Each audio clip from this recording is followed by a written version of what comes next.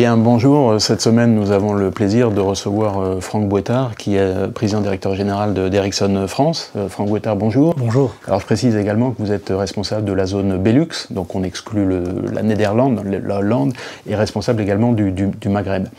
Alors, c'est la tradition dans cette interview de commencer par une actualité de notre secteur en général, qui n'est pas liée spécifiquement à Ericsson, qui a retenu votre attention. Donc, c'est de la semaine passée ou des semaines récentes. Est-ce qu'il y a un élément car évidemment, il y a beaucoup de choses qui arrivent dans notre secteur, mais est-ce qu'il y a un sujet qui a retenu votre intérêt particulièrement? Si je devais en retenir un dans les dernières semaines, je parlerais de l'affaire ZTE, qui se retrouve maintenant engagée en plein milieu de ce débat entre M. Trump et la Chine sur les histoires de droits de douane. Hein. Originairement, ZTE a vendu des activités en Iran, en dollars, et donc s'est fait sanctionner par le ministère de la Justice américaine pour interdiction d'achat d'équipements américains pendant 7 ans. Bien sûr, comme ils sont essentiellement approvisionnés par des composants américains, ça rendait la boîte proche de la faillite. Dans cette négociation commerciale entre la Chine et les États-Unis, M. Trump, du coup, a fait un pas en avant en revenant en arrière sur cette sanction et en la transformant dans une taxe de plus d'1 milliard d'euros en tant que telle, hein, 1 milliard de dollars même, et ce qui a libéré la situation. Mais maintenant, le Sénat américain s'oppose à cette décision, et donc on se retrouve dans une situation où on ne sait plus très bien si ZTE peut accéder ou pas aux technologies américaines. Ce que révèle cette situation, c'est que les technologies télécoms et les télécoms sont au cœur de débats maintenant structurants pour les économies et structurants pour l'évolution des sociétés, que les technologies embarquées sont structurants aussi pour notre futur, avec toute la digitalisation du monde qui nous entoure, et aussi bien sûr que les Américains et surtout M. Trump sont assez imprévisibles dans leurs décisions aujourd'hui et dans le futur. Et nous, en tant qu'acteurs télécoms, ça peut paraître comme étant un avantage puisqu'on a nos concurrents en difficulté. Sur le moyen terme, ce n'est pas forcément le cas, puisque le risque ce serait que les Chinois se renferment sur eux-mêmes et créent leurs propres normes. Et à ce moment-là, on aurait plus de mal à absorber les coûts de recherche et développement associés à nos produits. Donc finalement, le constat que vous faites, c'est quelle est la décision que devraient prendre les États-Unis? Alors c'est soit Trump, soit le Sénat, mais enfin le Congrès. Finalement, il devrait faire quoi? Il devrait être ferme ou il devrait laisser les choses se faire? C'est bien difficile. Je pense que si ZTE a fait des affaires en Iran, il faut qu'il y ait une sanction. Soyons clairs. On en a subi aussi les conséquences. Ouais, nous, on subit les conséquences, il faut que l'ensemble des acteurs subissent les conséquences. Maintenant, comment ça va se terminer avec M. Trump, c'est bien compliqué à dire. Alors, je constate d'ailleurs que vous dites M. Trump, comme George Will, qui est un commentateur politique américain assez connu, qui ne dit pas Président Trump, il dit tout le temps M. Trump. Donc, bon, c'est un petit dénote détail. Probablement quelque chose. Absolument. Alors, on va parler d'Ericsson, hein, puisque c'est pour ça, principalement, que vous êtes venu nous voir aujourd'hui. Alors, Ericsson, finalement, enfin, nos lecteurs connaissent bien, et on oublie finalement, c'est un des plus anciens acteurs de notre secteur. Hein. Vous avez été créé en 1876, arrivé en France en 1909, ça représente à peu près 110 000 salariés, dont 1300 en France, et vous êtes numéro 1 dans tout ce qui est équipementier mobile, 35% du marché, si j'ai lu les bons chiffres, et puis numéro 3 dans l'équipement télécom traditionnel, si je puis dire, derrière Cisco et Huawei. On parlait de ZTE, là c'est Huawei. Donc ça, c'est la présentation générale d'Ericsson. On ne va pas refaire l'historique parce que ce serait assez long. Mais finalement, vous avez deux cibles principales, et ça, c'est le cas de beaucoup d'équipementiers télécoms, c'est les opérateurs télécoms d'un côté, et puis les entreprises de l'autre. Et là, la question que je vous pose, c'est finalement, est-ce que ces deux cibles ont des besoins très différents? Est-ce que finalement, c'est deux activités différentes, ou est-ce que c'est la même qui est déclinée un petit peu différemment en fonction des besoins des uns et des autres? Bon, d'abord, vous avez très bien résumé Ericsson, donc merci pour ça. Ensuite, nous, quand on parle entreprise, on parle très grosse entreprise. Hein. On parle de ce qu'on appelle les OIV en France, les opérateurs d'intérêt vitaux. Hein.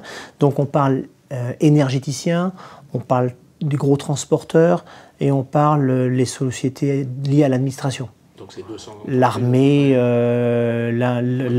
l'intérieur, et ainsi de suite. On parle en France 20 entreprises, 30 entreprises. Donc on a, nous, comme clients, 4 ou 5 opérateurs gros, puis après des opérateurs moyens, puis une dizaine maximum d'entreprises d'intérêt vital. Hein. Donc on est une entreprise de B2B extrême, puisqu'on a maximum sur un territoire comme la France 20 clients, pas plus. Hein. Donc maintenant, les besoins des opérateurs sont assez connus.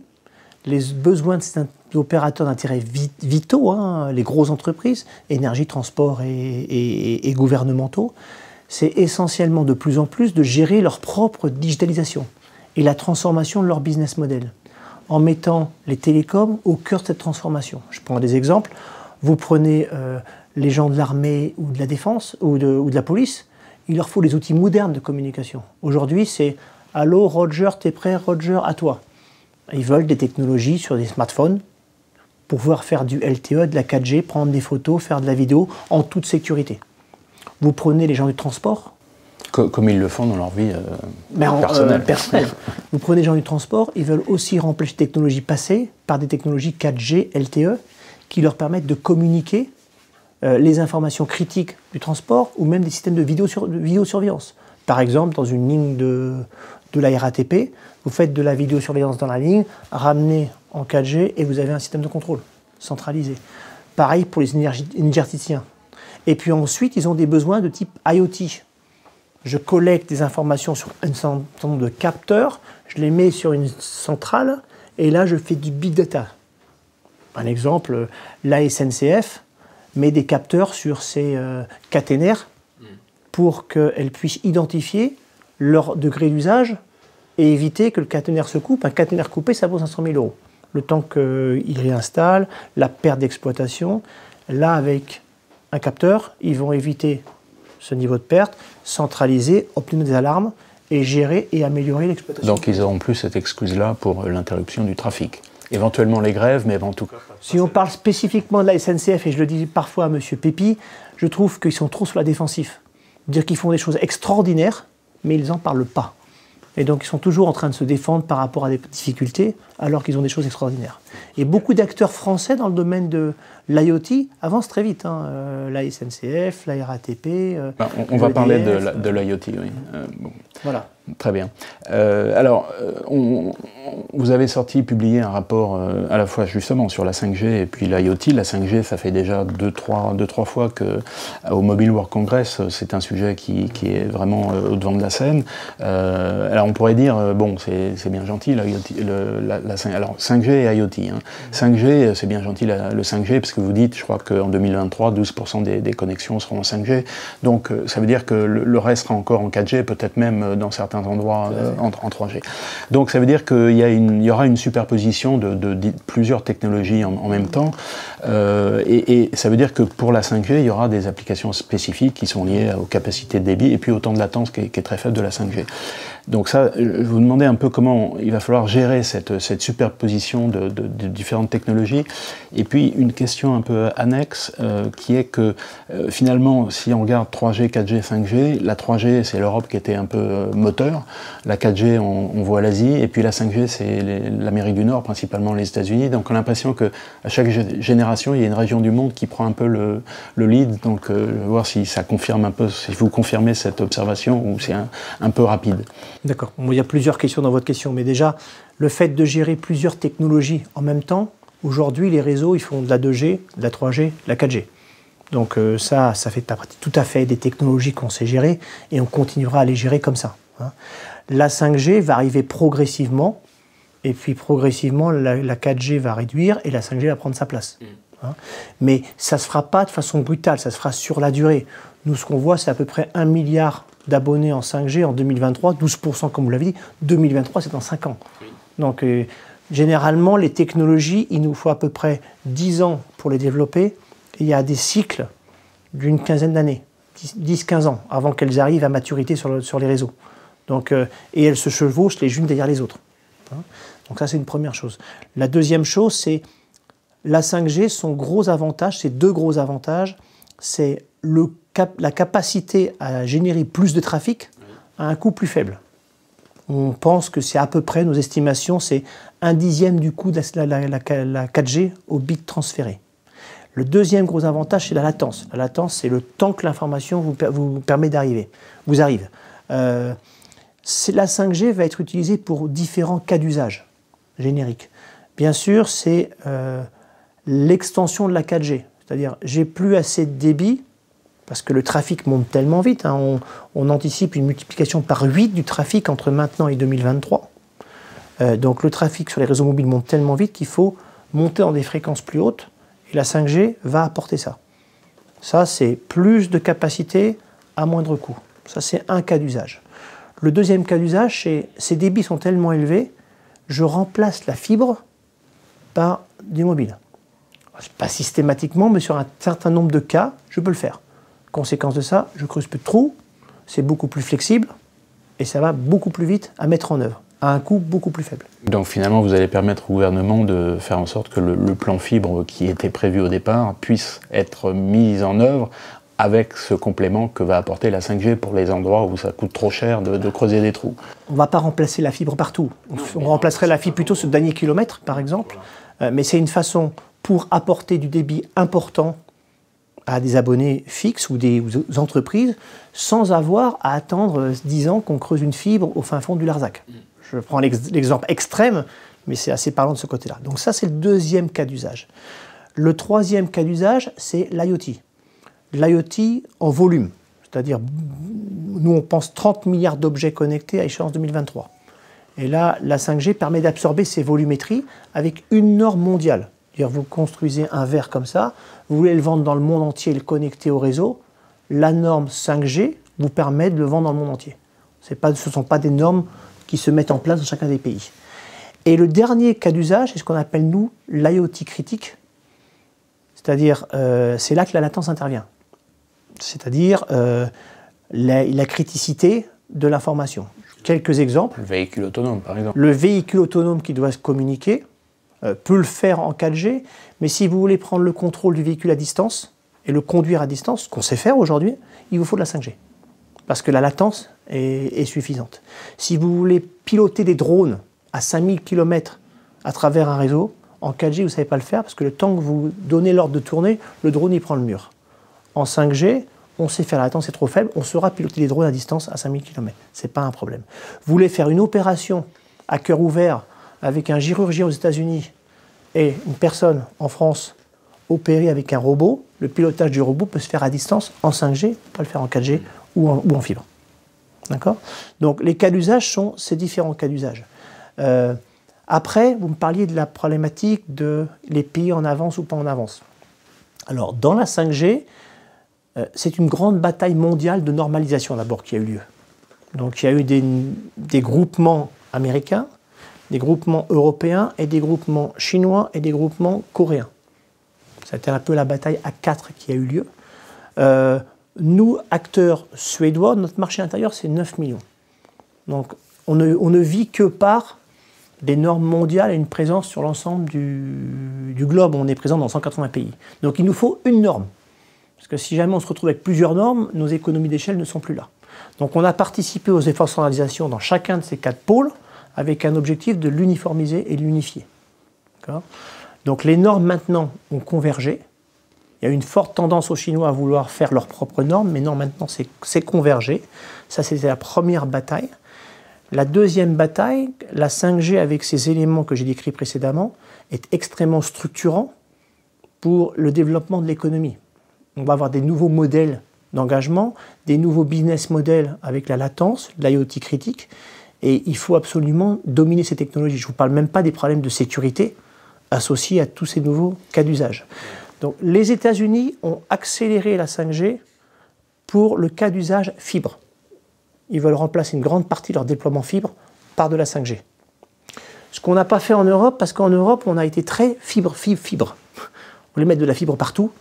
Il y a des raisons qui sont à la fois l'emploi, parce qu'on creuse des trous et donc on met des gens qui mettent des câbles. Mais le coût est tellement prohibitif que cette logique ne tient pas la route.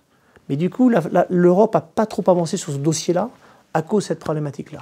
Le coût, puis le temps de mise en œuvre. Le temps de mise en œuvre. Il faut quand même les creuser. Là, aujourd'hui, on a bien vu fibre, dans Paris. Moi, je n'ai pas envie d'attendre 10 ans avant d'avoir la fibre chez moi, quoi. Et la Chine, eux, ont une autre logique sur la 5G, qui est plutôt la logique IoT. Leur logique, c'est de dire, si j'arrive à mettre ma norme mondiale, j'installe de la 5G sur tout mon territoire, va se créer énormément de start-up qui vont créer des objets, et après je vais inonder le monde avec ces objets. Donc, et après il y a la Corée qui est un cas très particulier, parce que la Corée, à chaque fois qu'on a changé de technologie, ils ont dit à leurs habitants, demain, il n'y a plus de 2G. Demain, il n'y a plus de 3G. Et ils forcent le système à évoluer d'une génération vers une génération en fermant carrément les réseaux. Et ce qui leur permet d'avoir tout un écosystème d'innovation en avance sur le reste du monde. Donc les Américains sont partis très vite pour remplacer la fibre. Les Chinois sont partis très vite sur l'IoT avec une vision de vouloir inonder le monde d'objets. Et les Coréens parce que c'est dans leur philosophie. Et nous, Européens, on est resté un peu au milieu de tout ça, malheureusement. Et on a un petit retard de lancement de la 5G en Europe. On n'est pas les plus en avance, très honnêtement. Voilà un petit peu comment s'est passé, quels sont les cas d'usage et qui avance plus vite que les autres et pour quelles raisons. Donc vous, votre priorité, c'est que, ce que vous avez indiqué, la normalisation converge le plus rapidement possible. Ce qui est fait. Ce qui est fait, donc ça c'est la bonne nouvelle. Et deux, une fois que la normalisation est établie, à ce moment-là, vous pouvez, vous avez cité un certain nombre de cas d'usage, vous pouvez finalement vous développer sur chacun de ces cas d'usage. C'est ce que vous êtes un peu en train de faire. C'est exactement ce que nous sommes en train de faire. Donc nous avons déjà renforcé nos recherches et développement. On a réembauché l'année dernière 2800 personnes en recherche et développement que sur la 5G. On a signé des accords de partenariat avec 20 sociétés industrielles avec lesquelles on teste des cas d'usage liés à la latence, Critical IoT. On a signé des accords avec 40 universités dans le monde pour continuer à nous aider à le développement et à le tester. Et on a commencé à lancer nos premiers produits. Donc tous nos produits qu'on déploie actuellement dans le domaine de la radio sont compatibles 5G. Le jour où les opérateurs vouloir basculer, ils basculeront aisément. Alors, vous avez déjà mentionné à plusieurs reprises l'IoT, donc effectivement c'est un sujet dont on parle beaucoup. Pour lancer un peu le sujet, c'est une formulation un peu abrupte, mais qui dirait beaucoup de communication et peu de réalisation. Est-ce que vous êtes d'accord avec ça? Et si oui, quelle en serait la raison? Alors, vous avez déjà mentionné un certain nombre d'applications, hein, et dans le rapport que vous avez publié, vous mentionnez aux États-Unis beaucoup d'applications dans le domaine de la logistique, aux États-Unis, en Chine, dans le domaine de l'agriculture ou des smart cities. Mais est-ce que si ça ne se développe pas aussi rapidement que ce qu'on pensait il y a quelques années, est-ce que c'est pour des raisons techniques, des raisons de normalisation? Parce que là, comme vous dites, il y a la 5G, mais il y a d'autres normes qui sont en lice. Des raisons aussi de business model, c'est-à-dire comment on fait pour gagner de l'argent en mettant l'IoT? Quelle est votre vision de tout ça? Et Ericsson, apparemment, vous vous associez très fortement 5G et IoT, si je comprends bien votre discours. D'accord. Alors, d'abord, la problématique de voir si l'IoT avance ou avance pas est un peu plus compliquée que ce qu'on a l'habitude de voir avec les technologies mobiles. C'est-à-dire qu'on voit les gens avec leur téléphone mobile, on les voit. L'IoT, ça se passe derrière nous, on ne le voit pas. Et généralement, souvent, on ne veut pas que ça sache, en plus de ça. Donc, la difficulté, c'est de pouvoir estimer à quelle vitesse ça avance. On a souvent une approche assez négative sur le fait que ça n'avance pas assez vite, mais si vous regardez le nombre de cartes SIM, dans les cartes qui sont mises dans des objets en France, on est proche actuellement de 10 millions. Et il y a une de cartes SIM mises dans des objets. D'accord. Des objets qui ne sont pas des téléphones. Qui ne sont pas des téléphones. Et ça monte. De façon pratiquement à 50% tous les ans. Donc, il y a une réalité qui existe, c'est pas aussi négatif que ça, mais ça se voit pas. Ça, c'est un premier commentaire. Le deuxième commentaire, c'est que ça pourrait aller encore plus vite. Alors nous, on estime 30 milliards à l'échéance 2023 sur le monde entier. Ça pourrait aller encore plus vite. Ça va accélérer fortement maintenant qu'il y a des normes globales. 2 normes globales qui tournent sur les réseaux 4G et qui tourneront aussi sur les réseaux 5G. C'est un peu technique, il y a une norme qui s'appelle Narrowband IoT, une autre LTEM, mais c'était un des freins au déploiement de l'IoT. Encore une fois, je reprends l'exemple de mon verre, il existe plein de petits standards. En France, il y en a aussi, les LoRa, les Sigfox. Oui. Le problème, c'est quand vous déployez et que vous voulez vendre dans le monde entier un produit, vous n'allez pas devoir vous mettre dans ce produit toutes les normes de chacun ou toutes les spécificités de chacun des pays. Donc vous voulez une norme mondiale. Donc ça a limité le développement des objets qui pourront être connectés. Maintenant que ces normes mondiales sont en place et sont en train d'être mises dans les réseaux, ça va accélérer beaucoup plus vite. Ça, c'était un des premiers freins qu'on a fait sauter. Le deuxième frein, c'est plutôt, c'est quoi les business models? Encore une fois, ça prend, un certain nombre d'industries vont être totalement transformées. Parce que leur mode de fonctionnement va être transformé. Les données dont ils disposent vont être transformées. La façon dont ils réfléchissent à leurs clients vont être transformées. Et il faut que ces entreprises réfléchissent à leur business model. Et changer les business models d'entreprise, c'est pas simple. D'autant plus, ce sont souvent des grosses entreprises qui vont être impactées. Donc il y a un temps d'adaptation à cet environnement-là. Mais si elles ne le font pas, elles vont être rapidement déplacées par des plus petites ou des startups qui, elles, vont s'y mettre. Donc on est dans cette phase actuellement où les startups apparaissent, les grandes entreprises n'ont pas encore complètement modifié leur business model et on va avoir une accélération des grosses entreprises parce qu'autrement les startups vont leur prendre leur place. Donc on est, je pense, arrivé à une période où dans les 2-3 ans à venir, l'accélération va être extrêmement forte parce que les barrières sont en train de sauter progressivement. Alors justement, vous avez mentionné d'un côté la 5G pour gérer des applications au niveau mondial, et puis d'autres comme Sigfox et LoRa. Est-ce que chacun aura sa place pour les applications de demain, ou est-ce que finalement la 5G va s'imposer un peu partout? C'est-à-dire qu'en gros, elle pourra, au lieu d'avoir un réseau de très bas débit pour une application très simple, la 5G va prendre tout et puis pourra tout collecter. Alors d'abord, on n'a pas besoin de la 5G pour faire de l'IoT. On sait le faire sur la 4G aujourd'hui. Oui. Les normes sont en place. Oui. La 5G, ce qu'elle apporte en plus, c'est tout ce qu'on appelle la latence, comme vous l'aviez dit précédemment. Et donc, ça va être pour les capteurs qui demanderont de la latence, du style du drone, par exemple, ou autre application. Donc, aujourd'hui, ce sera bientôt 10% des cas. Aujourd'hui, 90%, on sait le faire en 4G. Alors après, il reste les petites implémentations. Je dis petites parce que ça reste très local. Sigfox, LoRa, il y en a aussi en Angleterre, il y en a en Asie, il y en a aux États-Unis, il y en a à peu près partout du développement. Je pense qu'elles vont continuer à exister sur le très bas en entrée de gamme. C'est-à-dire des produits qui nécessitent une toute petite connectivité et qui envoient un bit toutes les heures ou tous les jours, pas de batterie, rien. Il va rester de la place sur ce bas de l'échelle. Par contre, tout le reste va progressivement basculer en technologie standard mondiale parce que vous voudrez avoir une seule technologie à déployer dans vos objets. Donc, il y aura de la place, pas pour toutes, pour certaines, et sur le très entrée de gamme, pas plus. Ça remet un peu les idées en place parce que finalement, souvenez-vous, il y a 3-4 ans, on parlait de Sigfox comme l'emblème national dans l'IoT, et puis on voit bien que quelques années plus tard, les choses se remettent dans une perspective un petit peu différente. Dernière question qui concerne plus spécifiquement Ericsson, au niveau global, vos chiffres 2017 montraient une baisse d'activité, donc de chiffre d'affaires significative par rapport aux années précédentes, et puis surtout une perte d'exercice assez significative, parce que j'ai un peu plus de 3 milliards de dollars. La question simple, c'est est-ce que c'est lié à une conjoncture particulière et quelles sont les perspectives pour 2018 et les années à venir? D'accord. D'abord, je voudrais dire qu'on est sur un marché qui est extrêmement porteur. Le marché des télécoms, c'est le trafic qui croît dans les mobiles, qui croît de 50% tous les ans. On va le multiplier par 8 entre maintenant et 2023, comme j'ai dit précédemment. Les gens maintenant passent plus de 3 heures en moyenne par jour à regarder leur smartphone. Je parle globalement encore une fois. Donc on est sur un marché extrêmement porteur. On a une difficulté dans cette industrie, c'est que malgré cette demande qui existe dans peu d'industries, on a du mal à organiser la chaîne de valeur. Voilà. Donc cette chaîne de valeur est en perpétuelle transformation et les technologies sont en perpétuelle transformation. Donc ayant dit cela, nous-mêmes on doit se transformer. Donc ce qui s'est passé en 2017, c'est qu'on a changé de CEO et on a reformulé notre stratégie.